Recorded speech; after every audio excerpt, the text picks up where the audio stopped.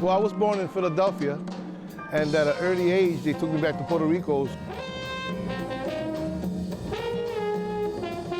By the time I was like, I think 8 years old, they took me back to Philadephia.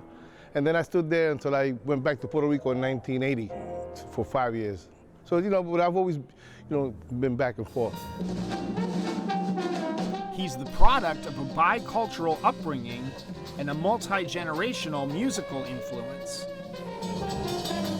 I started playing the trombone in Philadephia when I was around 13. That's when I started to play. Well, I come from a very musical family. My grandfather, my uncle, my father, they were all troubadours, what they call trovadores in Puerto Rico.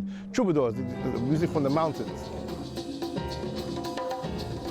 Trombonist Papo Vazquez has made a lasting contribution to a genre of music called Afro-Latin jazz. The music from the mountains of Puerto Rico is called Jibaro music. So there's there's different, I guess three or four different schools of music in Puerto Rico, or more. There's probably more, but it's like la bomba, which is the music of our African descents that were played mostly in the coasts of Puerto Rico. Then there's la plena, which is a derivative from the bomba. Then there's la danza, which is a derivative from the contradanza that came from France. And then there's the Jibaro music, which is the mountain music. Like the tough streets of Philadephia, where he grew up, his music has soul and grit. Well, the music that we play there's a lot of elements to it, the jazz element, the Afro-Puerto Rican element, So when you throw all those things together, it could give it depends on the composition. Some of it is real hot. Some of it is real cool. It's evolved after many years into what you're going to hear now. The first jazz records that I received were a present from a very good friend of mine. His name was Jimmy Purvis. It was the first record was Blue Trombone by J.J. Johnson, and the second record was John Coltrane, Live at the Village Vanguard. Mario Castro, also from Puerto Rico, plays saxophone with Papo Vazquez. I met Papo because I messaged him on Facebook, actually, when I moved to New York, saying that I wanted to play with him. And that's basically how we started. But I know of Papo since I have memory of listening to music. Like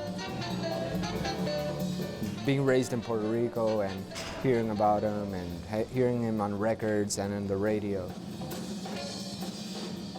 Playing with Papo is like playing with an old soul. He's much more experienced. He's much more experienced. He comes from hanging with the people that that I listen to in the radio. Like my parents listen to in the radio. It's like instead of reading a history book, it's like being inside the history book and listening to him talking about the stories and everything and how they perform. Even how he performs today is very, very roots. I do many different exercises to maintain stability. Cardio and stuff like that. But in all honesty, it's like when you're in the middle of something really intense. The adrenaline is there. It doesn't matter. It doesn't matter how you feel, or it's just in the moment. You just feed off the music. Let's make fire in the moment, Papo's trombone talent gained the attention of Hollywood, too. He's been cast in 2 films. Well, the breakthrough was it was a once-in-a-lifetime opportunity that was given to me by Spike Lee's dad, the great Bill Lee, who composed the score for the movie More Better Blues. And when I'm on camera with Tito Puente's orchestra on the Mambo Kings. Does anybody know what huracán means here?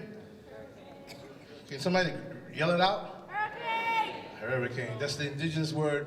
This year marks Papo's 40th anniversary in the music industry.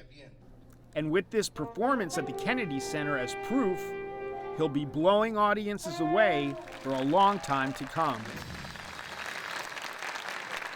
Most important thing that we hope for is for our style of music to be recognized all over the world, Afro-Puerto Rican jazz.